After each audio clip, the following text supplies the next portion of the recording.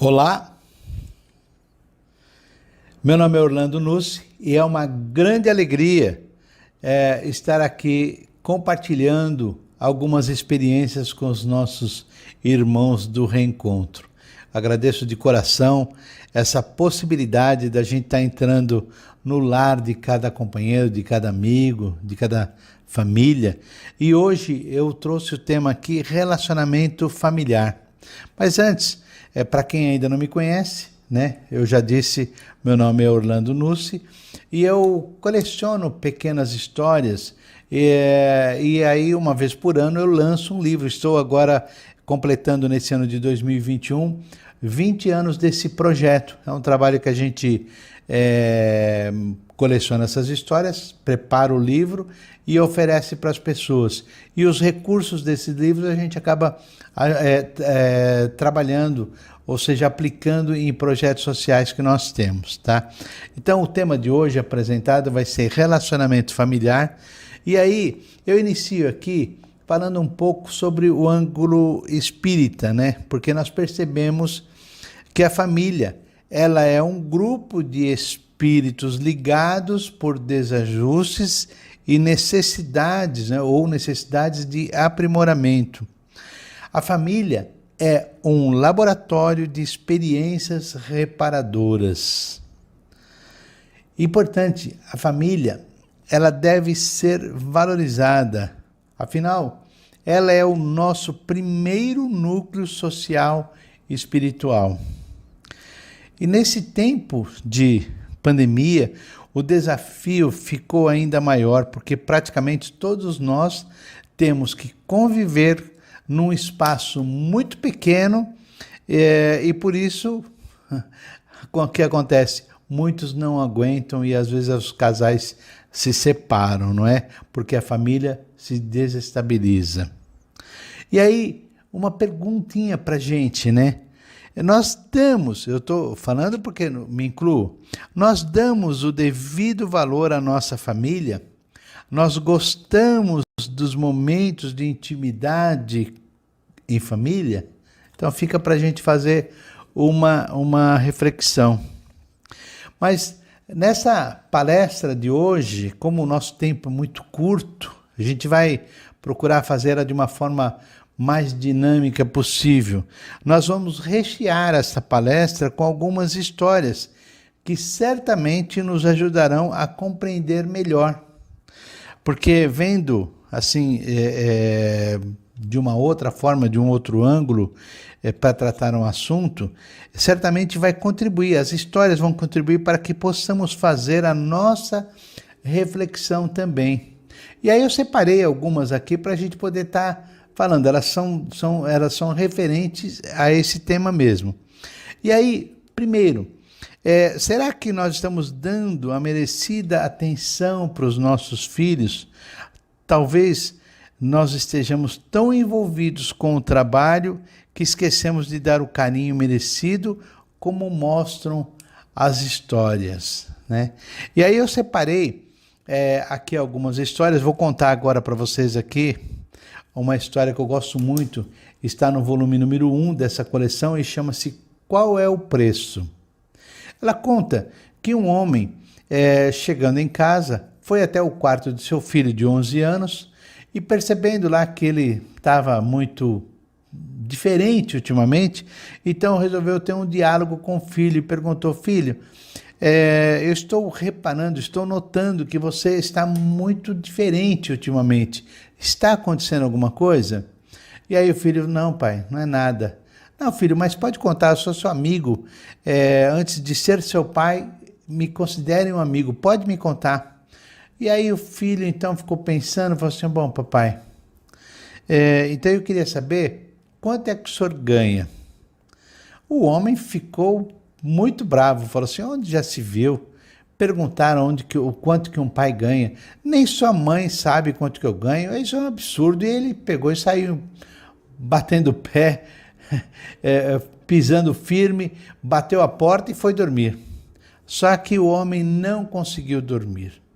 Ele, no meio ali da noite, ele se levantou e foi até o quarto do filho. O filho ainda não tinha dormido também.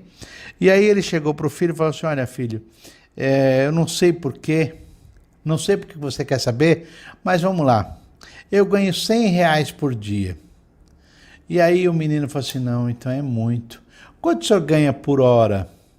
E aí o homem falou, bom, considerando que eu trabalho 10 horas por dia, ganho R$100 e trabalhando 10 horas por dia, ganho então R$10 por hora. Aí o menino falou assim, bom, então já ficou mais fácil. O senhor poderia me dar então R$1? E aí o homem, para poder se livrar daquele menino, pegou então de sua carteira R$1 e deu para o menino. O menino então pediu para ele que pegasse então uma caixinha em cima do armário, entregasse para ele. O pai então fez isso, pegou aquela caixinha e entregou. Quando colocou ali para o filho abriu aquela caixa e ali de dentro daquela caixa ele pegou mais R$9 que ele havia guardado. E aí juntando com aquele R$1, falou assim, papai, agora eu já tenho. Você pode me vender uma hora inteirinha só para mim? Então, veja como que essa história ela é tocante, né? Será que a gente está dando a atenção para os nossos filhos? E aí, de repente, para a nossa família também? E aí, nessa mesma linha, né, eu também separei uma outra história que eu acho muito interessante, que está no volume 7, e que ela tem a ver também com esse tema que a gente está falando sobre a atenção para a família, atenção para os filhos. E o título dessa história chama-se Quero Ser um Televisor. Está no volume número 7 dessa coleção. Essas são pequenas histórias, né? E conta aqui que uma professora levou o trabalho para casa e estava lá conferindo o que ela havia aplicado em sala de aula. E aí quando o marido chegou, percebeu que ela estava muito emocionada, perguntou o que estava acontecendo. Ela então pegou um dos textos que ela estava lendo e falou para o marido, falou assim, olha, hoje eu pedi para os meus alunos fazerem algo diferente. Eu pedi para eles fizessem uma redação pedindo a Deus o que eles gostariam de ter de Deus para que pudessem ser mais felizes. E essa daqui me tocou profundamente. Pegando então aquela folha, entregou para o marido. O marido então começou a ler e lá estava. Papai do céu, o que eu quero talvez seja algo muito diferente dos meus amigos. O que eu quero é ser um televisor, mas não um televisor qualquer. Eu quero ser um televisor lá da minha casa, porque o televisor lá da minha casa, ele tem a atenção de todos. O meu pai, quando chega, ele quer assistir o futebol. A minha mãe não perde as novelas. Meus irmãos brigam para ficar frente à televisão.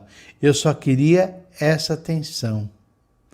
E aí o homem então pegou aquela folha e falou assim, nossa, coitado dessa criança e coitada dessa família. E aí devolveu o papel então para a esposa. A esposa pegou o papel e falou assim, essa redação é do nosso filho. Então veja que história, né? E isso aí a gente está falando de uma professora, mas pode acontecer com qualquer um. Então nós somos os personagens e a ideia é essa.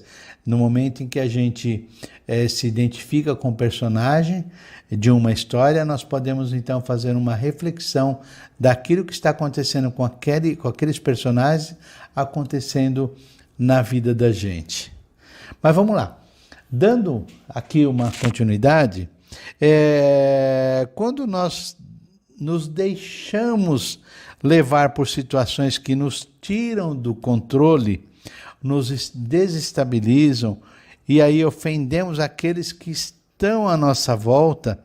Exemplo disso, a gente pode ver também nessas duas pequenas histórias aqui que eu separei, né, para a gente estar apresentando aqui para os nossos companheiros, nossos amigos, nossos irmãos. A primeira história chama-se Por que Gritar? É uma historinha curtinha, mas que nos ajuda bastante nessa reflexão. Está no volume número 3 da coleção, tá bom? Chama-se Por que Gritar? E ela conta a história de um mestre aqui chamado Meher Baba. Ele reuniu ali as pessoas e ele fez a seguinte pergunta para as pessoas: por que as pessoas perdem o controle quando estão nervosas? Por que elas gritam? Ou melhor, por que elas gritam quando estão nervosas? E aí as pessoas começaram então a dar as suas explicações. Porque ela se perde. Por causa disso. Então cada uma foi dando algum motivo diferente. E o Meher Baba então disse: mas como é possível a pessoa gritar com uma pessoa que está do seu lado? Qual é a intenção disso? E aí, por mais que as pessoas dessem suas respostas, nenhuma realmente satisfazia ali o Baba. E aí, então, ele explicou. Ele diz o seguinte, que as pessoas, quando elas estão apaixonadas, elas não gritam, falam baixo. E quanto mais apaixonadas estejam, mais baixo elas vão falando. E chega um momento que elas começam até a sussurrar. E às vezes nem sussurram, apenas o olhar já conseguem se comunicar.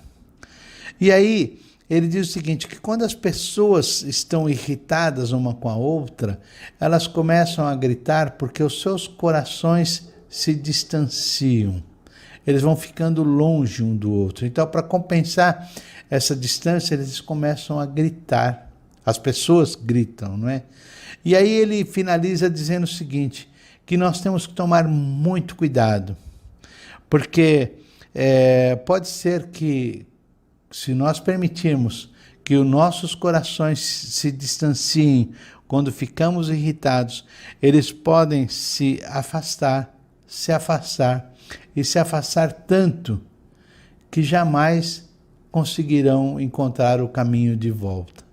Então, eu acho muito interessante essa pequena história, porque é isso que acontece.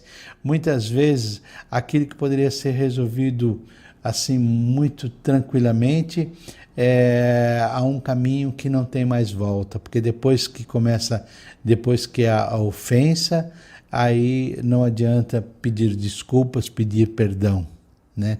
Então, é melhor que não aconteça algo que se precise fazer isso. Então, essa é uma das histórias. E aí eu separei uma outra também, para a gente poder ajudar nessa reflexão. E ela chama Ser Feliz ou Ter Razão. Ela conta a história de um casal que eles foram visitar uns amigos.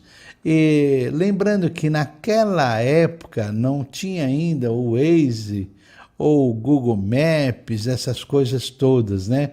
As pessoas tinham que realmente fazer anotação para ir nos lugares. E nessa história, quem tinha ficado de pegar essas informações tinha sido a esposa. E aí então eles foram, e aí chegou num determinado lugar em que ela pediu que eles entrassem, falou, olha, pode entrar à direita. E aí ele falou, não é a direita, é a esquerda. E aí ela falou assim, a direita. Ele, não, é a esquerda. E ele resolveu então fazer o caminho. Ela falou, tudo bem. Ele pegou e fez o caminho que ele achou que deveria fazer. Só que andado um pouco, né, não foi muito, certamente já podemos imaginar que ele percebeu que ele estava errado. Então ele voltou, pegou o caminho novamente que ela havia indicado, e aí chegaram em seu destino, chegaram na casa dos amigos. Só que quando lá chegaram, antes até de descer do carro, ele perguntou para ela, se você tinha tanta certeza que o caminho estava correto, por que você não insistiu um pouco mais? E aí ela disse, olha, do jeito que estávamos já começando a ficar alterados, eu percebi que se a gente continuasse mais um pouco, nós íamos acabar brigando. E entre ser feliz e ter razão, eu preferi ser feliz. Eu acho muito interessante essa história. Eu sempre digo, né, que é melhor, muito melhor a gente ser feliz. Às vezes a gente deixa o outro, vamos dizer assim, mais à vontade e você não tem que brigar. Tem um preceito que diz que quem tem mais flexibilidade no relacionamento domina a relação. E isso é verdade. Se você tiver mais flexibilidade, normalmente você se estressa menos, é muito melhor. Às vezes eu vejo, converso com pessoas que ela diz assim, olha, se eu estou errado, eu admito, mas se eu estou certo, eu brigo até o final. E quem é que pode dizer se ela está certa ou se está errada? Não é verdade? Então fica para gente pensar isso aí. Mas vamos lá. E aí, a gente, continuando nessa daí ainda, é muito importante nós atentarmos se o exemplo que nós estamos dando para os nossos filhos, para os nossos familiares, se aquele exemplo é o melhor. Se nós podemos, como é que nós podemos exigir uma coisa e quando nós fazemos outra? E aí eu separei duas histórias muito interessantes que ajuda muito a gente nessa reflexão. E a primeira delas chama-se O Chocolate. Ela está no volume número 1 da coleção.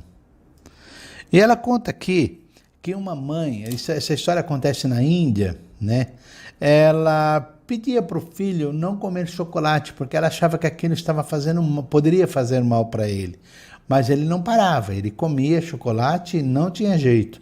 E aí, ela então ela achou que se ela levasse ele para falar com Gandhi, e Gandhi dissesse para ele não comer chocolate, certamente ele iria atender, porque ele era um grande fã de Gandhi. E aí o que eles fizeram? Se puseram lá na viagem, era uma viagem muito longa, duraram 3 dias essa viagem, e aí chegando lá era uma fila enorme para poder conversar com Gandhi, pegaram aquela fila, quando chegaram na hora de conversar com Gandhi, Gandhi então perguntou o que poderia ajudá-los, e ele disse, a mulher disse, olha, meu filho não consegue parar de comer chocolate. E eu trouxe ele aqui porque eu tenho certeza que se o senhor falar para ele parar de comer chocolate, ele vai parar. E aí o Gandhi falou, bom, só isso? É só isso. Então volte daqui 1 mês. A mulher não entendeu. Foram embora, né? Mas ela não perguntou nada para ele. E 1 mês depois, voltaram. Mais 3 dias de viagem, aquela fila enorme. E aí quando chegaram lá para Gandhi, lá na frente dele, Gandhi então perguntou o que é que eles poderiam ajudá-los. E aí ela disse, olha, nós viemos aqui no mês passado e eu pedi para o senhor falar para o meu filho parar de comer chocolate, porque eu tenho certeza que se o senhor falasse para ele parar de comer chocolate, ele pararia. Ele falou, tá, eu lembro. Aí ele pegou, olhou bem nos olhos do menino e falou assim, pare de comer chocolate, você consegue. E aí a mulher estranhou, porque ela falou assim, escuta, mas só isso? Sim, é só isso. Aí ela falou, mas por que o senhor não falou isso há 1 mês atrás? Aí ele disse assim, é que há 1 mês atrás eu não conseguia parar de comer chocolate. Então, eu acho interessante essa história, né? Porque muitas vezes a gente quer que o outro faça alguma coisa que a gente não está fazendo, né? Então, é importante que a gente dê o exemplo. E eu, para rechear essa pequena dica, né? Eu separei mais uma outra história que está no volume número 13 e que eu acho muito interessante, muito legal e nos ajuda muito nesse sentido. Chama-se Papai, me dá um cigarro. É uma pergunta que uma criança faz para o pai. Papai, me dá um cigarro? O que acontece? Uma menina, na idade mais ou menos de seus 6, 7 anos, naquela fase em que vai acontecer a primeira prova, né, da escola, onde a professora diz, olha, estudem porque vamos ter a prova e tal. E aí ela estava muito nervosa, chegou para o pai e falou assim, papai, me dá um cigarro? E aí ele falou assim, o quê? O que você quer fazer com cigarro? E aí ela disse, sabe, papai, é que o senhor sempre diz que o cigarro te acalma e te ajuda a pensar melhor. E papai, se ele te acalma e te ajuda a pensar melhor, certamente ele também vai me acalmar e vai me ajudar a pensar melhor também. Porque papai, a minha professora lá na escola disse que se a gente quiser ser alguém nessa vida, nós temos que seguir algum modelo. E o senhor, papai, é a minha referência nessa vida. E aí narra a história que esse homem parou de fumar por causa dessa situação com a filha. Então, a gente tem que pensar muito daquilo que nós estamos passando, não é? O que nós estamos passando para a nossa família, e especialmente nesse caso para os nossos filhos, né? Mas vamos lá. Aí nós estamos aqui já adiantando, a hora está adiantada aqui, vamos ver se a gente consegue colocar mais alguma coisa aqui. É muito importante que os membros de uma família compartilhem tarefas. Esse é um momento de comunhão, onde cada um faz a sua colaboração, evitando que as responsabilidades fiquem sempre em cima de outra pessoa, né? Acima da outra pessoa. E aí eu separei duas histórias muito legais aqui, que eu acho que vai ser bacana da gente falar sobre isso. Seria o compartilhamento de tarefas dentro de casa, né? Que tem a ver com o relacionamento, né? E essa história está no volume no número 16, e o título é Por que homens, olha o título, por que homens não deveriam ajudar em casa? Esse é o título da história. E aí conta aqui que um amigo, ele foi visitar um outro lá para tomar café, né? Sentaram, conversaram, estavam falando sobre vários assuntos, e aí em um certo momento da conversa, aquele que era o dono da casa disse, olha, eu vou num instante lavar os pratos que ficaram para lavar. E aí o outro olhou para ele como se ele tivesse dito que ia construir um foguete espacial. Então ele disse com admiração, mas assim de certa forma um pouco perplexo. Assim, ainda bem que você ajuda a sua mulher. Quando eu faço isso lá em casa, a minha mulher não elogia. Ainda na semana passada, lavei o chão e lhe expliquei que não ajuda. E lhe expliquei, ou melhor, ela nem disse uma obrigada. E aí, o homem então voltou a sentar lá com o amigo, né? E explicou que ele não ajuda a mulher. Como regra, ele diz assim, a mulher não necessita da ajuda dele. Ela tem necessidade de um sócio. E ele é esse sócio em casa, e por via dessa sociedade, das tarefas, as tarefas são divididas. Não se trata de apoio, ele diz que isso acaba sendo uma obrigação. Ele diz assim, ele não ajuda a esposa a limpar a casa porque ele também vive lá. Ele não ajuda a mulher a cozinhar porque ele também come lá. Ele não ajuda a mulher a lavar os pratos porque ele também usa os pratos, né?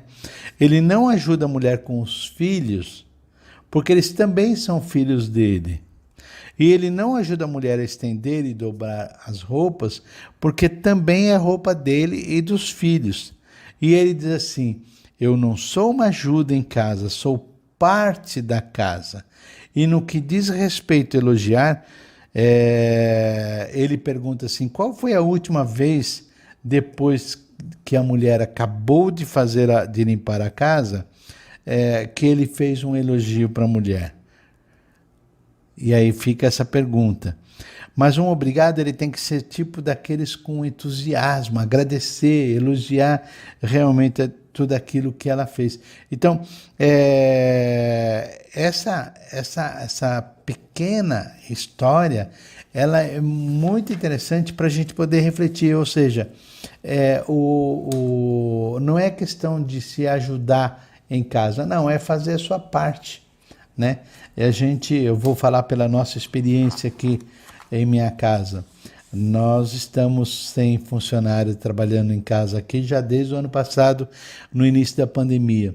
E o final de semana da gente tem sido isso. Como nós também não estamos indo para lugar algum, é o dia de fazer a limpeza e nós fazemos aqui com muito carinho, com muita satisfação. É um momento que eu sempre digo assim, é um momento que nós temos também de estarmos juntos, né? E um outro detalhe interessante também sobre isso, e até eu tinha colocado aqui, é uma dica para se fazer o evangelho no lar, né? Para quem ainda não faz, procure uma orientação de como fazer, porque é muito simples de fazer, né? As casas espíritas, todas elas têm o roteiro para fazer o evangelho no lar, e eu acho que isso ajuda muito a gente nesse tema relacionamento, tá? Eu vou finalizar, tem mais uma historinha que eu separei aqui, que eu acho que vai dar tempo da gente contar. Chama-se Casamento é Preciso Duas Pessoas. Gosto muito dessa história, ela é curtinha, mas ela nos ajuda muito aqui, assim, a refletir sobre isso, né? Mas ela conta a história, conta que duas amigas foram fazendo um treinamento, um curso desses de final de semana, que dura um final de semana todo, e mais alguns dias às vezes. E aí quando foi na segunda-feira pela manhã, uma das amigas, a amiga percebeu que a outra havia saído da sala. E ela, preocupada, foi até acompanhar essa amiga para ver o que tinha acontecido. E ela, quando ela chegou próximo, ela viu que a mulher tinha acabado de desligar o telefone. E aí ela perguntou o que estava acontecendo, se tinha acontecido alguma coisa. E a outra falou assim, não, é que eu havia esquecido que hoje é segunda-feira e hoje é dia do lixo. E eu tinha esquecido. E aí ela falou assim, mas seu marido não está em casa? Ela falou assim, sim, meu marido está em casa. Só que lá, para a gente fazer essa tarefa do lixo, nós precisamos de duas pessoas. E aí a amiga perguntou assim, eu não entendi, como duas pessoas? Ela falou assim, é que o meu marido, eu não consigo carregar o lixo, meu marido não consegue lembrar. Então, eu que lembro e ele que carrega o lixo. Então, ela estava fazendo a parte dela lá, né? Ela estava fazendo a lembrança do marido. Então, eu acho muito legal essa história para a gente refletir. Cada um tem a sua função, né? E isso é bacana. Mas vamos lá. E para a gente finalizar, porque a gente já está com o tempo terminando aqui, eu tenho uma pequena frase, a gente vai fechar com ela aqui, tá bom? Ela está no livro número 3, é uma frase de Davi Reuben. Ela diz assim, olha lá, o casamento é como uma longa viagem em um pequeno barco a remo. Se um passageiro começar a balançar o barco, o outro terá que estabilizá-lo. Caso contrário, os dois afundarão juntos. E é isso aí. Então, agradeço de coração essa oportunidade da gente estar falando aqui, tá? Mais uma vez aqui para os amigos do Reencontro.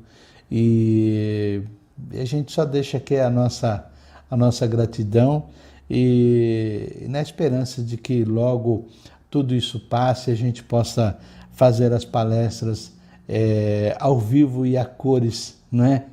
Então tá bom, muito obrigado, que Deus abençoe a todos, continuem se cuidando ainda, nós estamos ainda num momento ainda muito crítico da pandemia. Então é importante que nós cuidemos da gente, cuidemos do outro também. Bom, um grande abraço, que Deus abençoe a todos.